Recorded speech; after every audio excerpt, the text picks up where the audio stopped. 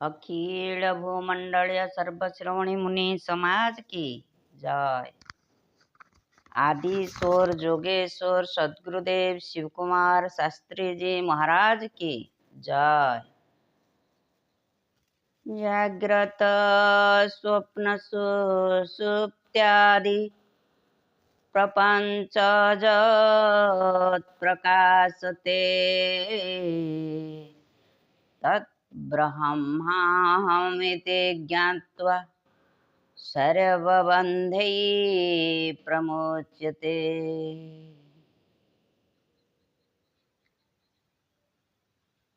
हे आत्मन, आमे सद्गुरुदेवंकर पुस्तक समाधिपादरु आलोचना करी आसुछे।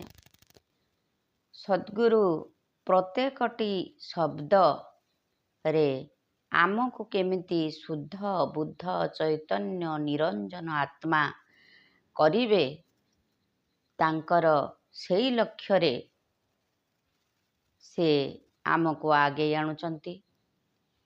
आमे एई संसार तरफ रे जेते बेले यात्रा करुछे आमे जानी पारु नाही जे ई जो शरीर भितरे जो ब्रह्मांड आउ संसार भितरे जो ब्रह्मांड ये दुई नुहे ए एक।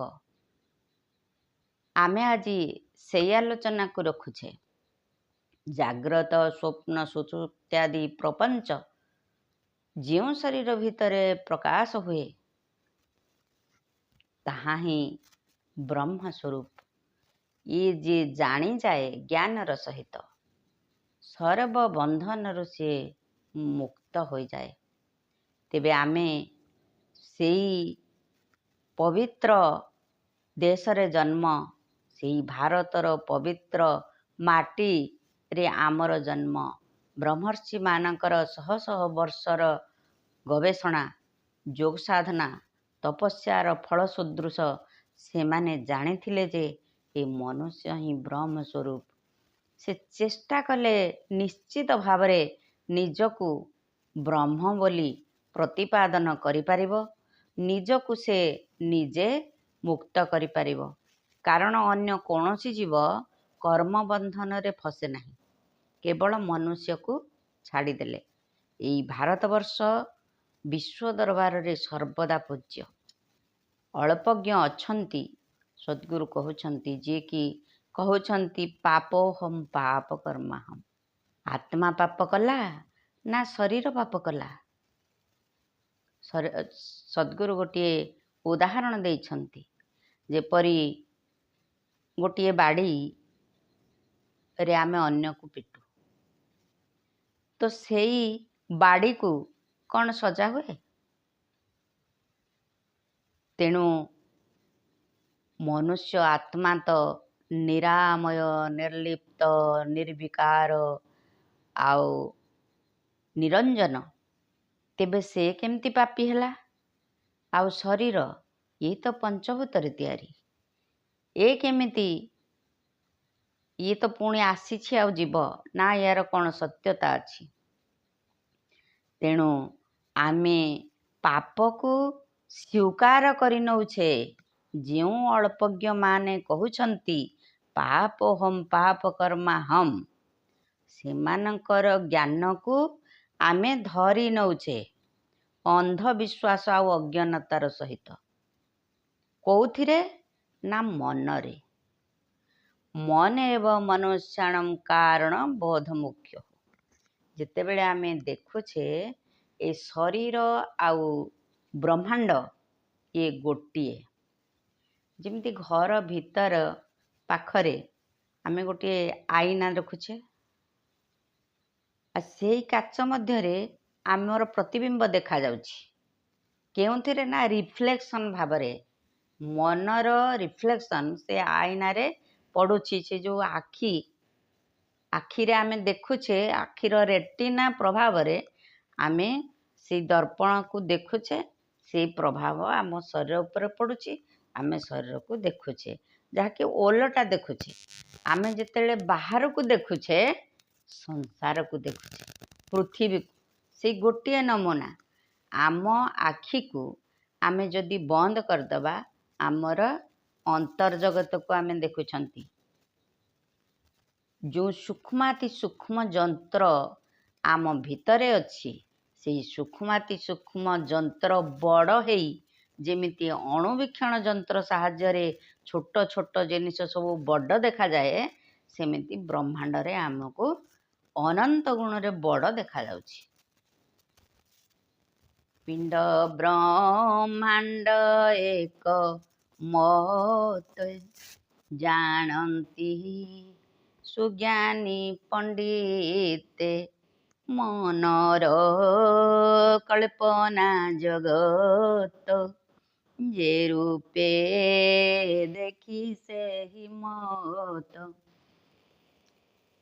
ସଦ୍ଗୁରୁ ଉଦାହରଣ ଦେବାକୁ ଚାହୁଁଛନ୍ତି ଯେ ଆମେ ଯେତେବେଳେ ସୂର୍ଯ୍ୟପରାଗ ହେଉଛି ବା ଚନ୍ଦ୍ରଗ୍ରହଣ ହେଉଛି, ଆମେ କ'ଣ ଦେଖୁଛେ ନା ପୃଥିବୀ ଓ ସୂର୍ଯ୍ୟ ମଝିରେ ଚନ୍ଦ୍ରମା ଆସିଯିବାରୁ ଗ୍ରହଣ ହୋଇଥାଏ, ସୂର୍ଯ୍ୟ ଲୁଚିଯାଏ।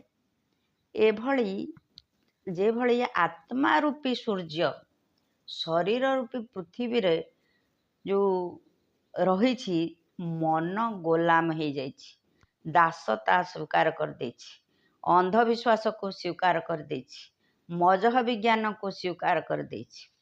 ତ ସେଠି କ'ଣ ହେଉଛି ନା ଆଉ ଆତ୍ମଜ୍ଞାନ ଲୁଚି ଯାଉଛି, ଆତ୍ମା ରୂପୀ ସୂର୍ଯ୍ୟ ଢାଙ୍କି ହେଇଯାଉଛି। ଏଇ ଦାସତାର ପରିପୂର୍ଣ୍ଣ ମଜହବୀ ଭାବନାରେ ଆତ୍ମା ରୂପୀ ସୂର୍ଯ୍ୟରେ ଗ୍ରହଣ ଲାଗିଯାଉଛି। ତେଣୁ ଆମେ ଯଦି କାଚରେ କିଛି ପ୍ରଲେପ ଲେପି ଦେଉଛନ୍ତି ଆଇନାରେ, ଆମର ମୁହଁ ଦେଖାଯାଏ ନାହିଁ।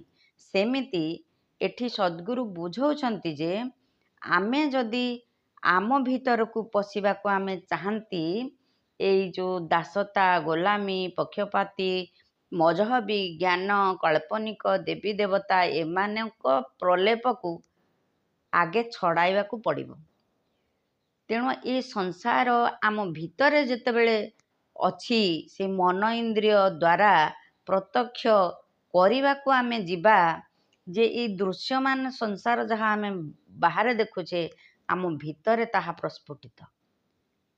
ତେବେ ଆମେ ସେଇ ଯେଉଁ ସୂକ୍ଷ୍ମ ନୟନ, ସେଇ ସୂକ୍ଷ୍ମ ଇନ୍ଦ୍ରିୟ ଦ୍ୱାରା ସେଇ ସୂକ୍ଷ୍ମରେ ଆମେ ଯେମିତି ସ୍ୱପ୍ନରେ ସଦ୍ଗୁରୁ ଗୋଟିଏ ଉପଲକ୍ଷ୍ୟ ଦେଇଥିଲେ ଯେ ସ୍ୱପ୍ନରେ ଯାହା ଦେଖୁଛେ ସେଇଠି ଆମେ ଶୋଇଛେ ଖଟରେ, କିନ୍ତୁ ଆମେ ଦେଖୁଛେ ଯେ ବହୁତ ଜୋରରେ ଆମେ ଦୌଡ଼ୁଛେ, ନଦୀ ବଢ଼ି ଆସୁଛି, ଆମେ ନଦୀରେ ପାର ହେଇପାରୁନେ, ପୁଣି ପଛ ଆଡ଼ୁ ବହୁତ ଲୋକ ଆମକୁ ଧାଉଁଛନ୍ତି ଆମ ପଛରେ, ତ ଆମେ ଭୟରେ ଉଠି ପଡ଼ୁଛେ। ଦେଖିଲା ବେଳକୁ କ'ଣ ହେଉଛି ନା ଆମେ ତ ଖଟରେ ଶୋଇଛେ।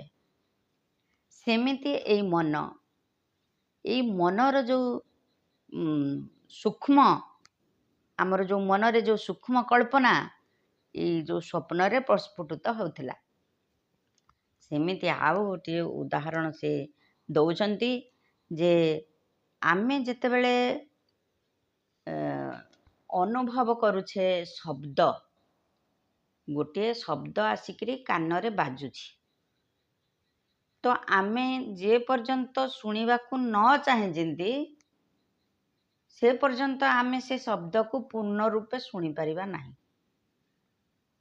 ଯେଉଁ ଜିନିଷ ଆମେ ଆଖିରେ ଦେଖୁଛନ୍ତି, ଯଦି ଆମ ମନ ତାର ସଂସ୍ପର୍ଶରେ ନ ଆସୁଛି, ଆମେ ପୂର୍ଣ୍ଣ ଭାବରେ ସେ ଜିନିଷକୁ ଦେଖିପାରିବା ନାହିଁ। କାରଣ ଆମେ ଦେଖୁଛେ ବହୁତ ଜିନିଷ ଏମିତି ଆମେ ଦେଖି ଦେଖି ଯାଉଛେ, ଅନ୍ୟ ଲୋକ ଗଲେ କହିବେ ଯେ ଏଇଟା ସେଇଠି ପଡ଼ିଥିଲା, କିନ୍ତୁ ଆମେ ସେଇ ବାଟେ ଯାଇଥିବା, କିନ୍ତୁ ଆମକୁ ଦୃଶ୍ୟମାନ ହେଇନଥାଏ। ତେଣୁ ଏ ଯେଉଁ ମନର ସଂଯୁକ୍ତ ଅଛି ସମସ୍ତ ସଂସାରର ସମସ୍ତ ଚିଜରେ, ସେମିତି ଆମର ମନ ଏ ଗୋଲାମୀ, ଦାସତା ବିଭିନ୍ନ ଇଏରେ ଆମର ସଂଯୋଗରେ ଆସି ମନ ଅପରିଷ୍କାର ହେଇଯାଇଛି। ମନ, ଶରୀର ଆଉ ସଂସାର ଏ ତିନି ଏକ। ଆତ୍ମା, ପରମାତ୍ମା, ମନ ଏ ତିନି ମଧ୍ୟ ଏକ। ଏ ଦୁଇଟି ଯାକ ଭିତରେ ମନ ଆସୁଛି। ଯେଉଁ ଚୈତନ୍ୟ ରୂପୀ ସତ୍ତା, କ୍ରିୟମାଣ ଶକ୍ତି, मन आउ शरीर संसार आत्मा परमात्मा मन दीटी जाकर आमर मन आसुची तेणु जो मन संजोग करिछि आमको से मन ही आमर संकल्प शक्ति ताको जदि आमे परिष्कार करदबा से आत्मस्वरूप को प्राप्त हो तार निजे निजे सद्गुरु प्रकृत रे आमको बुझाइबा को चाहछंती जे तुमे ये मन रूपी परमात्मा को साक्षात करने को जदि चाह तेबे संसारिक पक्षपात गोलाम मजहबी पुस्तक आउ जो थिरे आत्मज्ञान नथिबो से पुस्तक को जमा पढ़ नाही कि मजहबी ज्ञान को शुण नाही आउ तुमे से काल्पनिक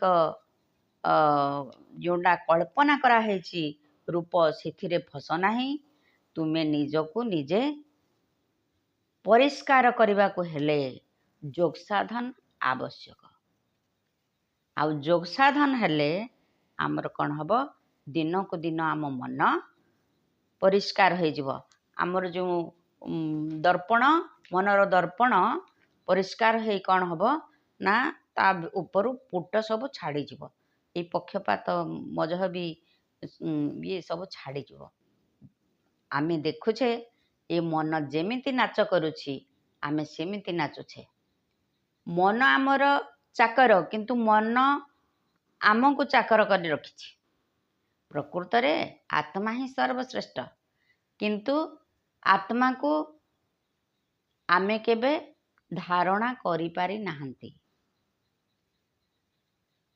तेणु आमको से श्रेष्ठता आसी नाही जिते बेले आत्मा श्रेष्ठ ज्येष्ठ आउ सबुठारु उत्तम बृहत्तम बोली आमे भाबिबा सेते बेले आमे अयम आत्मा ब्रह्म बोली जानि परिबा ब्रह्मविद ब्रह्मैव भवति ये जो ब्रह्म को धारणा करी जिते बेले आमे ब्रह्म हे जिबा सेते बेले आमर कौनसी पक्षपात गोलाम दासता आउ रहिब नाही तो स्वरूप दर्शन करिवा पाई आमको खूब सुविधा हो जिवो